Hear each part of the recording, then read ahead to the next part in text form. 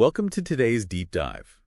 You know that movie trope where everyone is running away from danger, but like one person intentionally runs back into the burning building? Oh, yeah, the classic action hero moment. Right, exactly.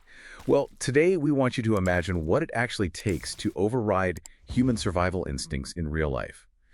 We are unpacking a pretty fascinating report on the May 12, 2026 Smith's supermarket shooting in Las Vegas.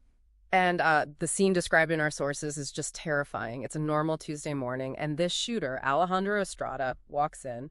He is unnervingly calm. Oh, man. Yeah. He tragically kills two people, and obviously panic erupts. Most shoppers are scrambling to get out. But these two everyday guys, Darius Alston, who is a local dad, and Merconie Clark, a truck driver from California, they actually subdue Estrada right at the exit. Which, I mean, that prevented a much worse shootout out in the parking lot. But here's the detail that just stopped me in my tracks. Alston had already gotten his partner, Hannah, and their two little kids, toddlers, aged 1 and 3, safely outside. Right, his family was completely safe. So why go back into a glass-fronted soft target zone? I mean, how does the human brain even allow you to do that? Well, the experts call it a higher-order cognitive override. Basically, you have the fight, flight, or freeze response, right? When you hear a gunshot, your amygdala... Primal alarm system. Exactly. It screams at you to run. But to go back inside, you have to consciously force your prefrontal cortex to suppress that panic alarm. You are literally overriding your biology to engage a tactical fight response. And the physical toll of doing that is just brutal. Oh, absolutely. Like, Clark was just passing through town, and the report notes his hand and shoulder were heavily bandaged afterward.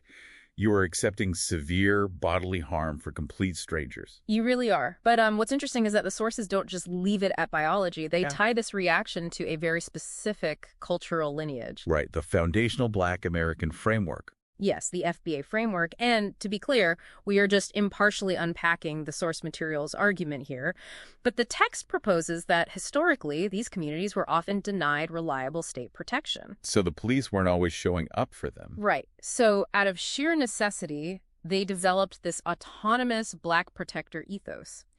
The argument is that Alston and Clark's actions embody a long lineage of community self-defense, completely flipping those negligent media scripts you sometimes see. Okay, wait, let me push back on this just a little bit. I mean, we're looking at this not just as an isolated act of bravery, but as a historical reclamation of the protector role, when local systems are unreliable. That is exactly how the report frames it. It's an ingrained cultural conditioning. The FBA heroic ethic outlined in the text is essentially secure your kin first, then secure the collective. Wow.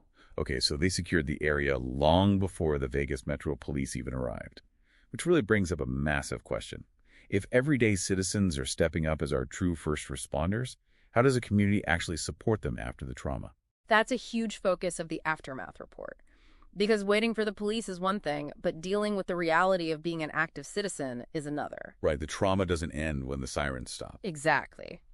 The sources highlight an economic imperative to support people like Alston, who owns Diamond Cutz Barbershop. In his neighborhood, that shop is a vital third space.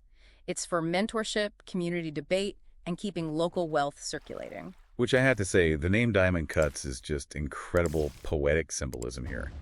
Because, diamonds are formed or cut under immense pressure. Oh, I love that analogy. It's so true. And that's exactly what we saw here. Incredible character under pressure. So patronizing local hero-owned businesses is kind of like paying into a community insurance policy. It really is. It gives these families the financial stability to heal from the invisible scars. Alston's partner, Hannah, deals with severe hypervigilance now. The PTSD, the fear of just going to a grocery store. Not to mention the survivor's guilt of knowing 2 people died before it was stopped. Right. So keeping that barbershop thriving is literally helping heal the family that saved the neighborhood. It's an incredible story of regular people stepping into the gap, but it really leaves you pondering something. If the real first responders might just be the strangers bagging produce in the aisle next to you, how does that change what you owe to your neighbors today?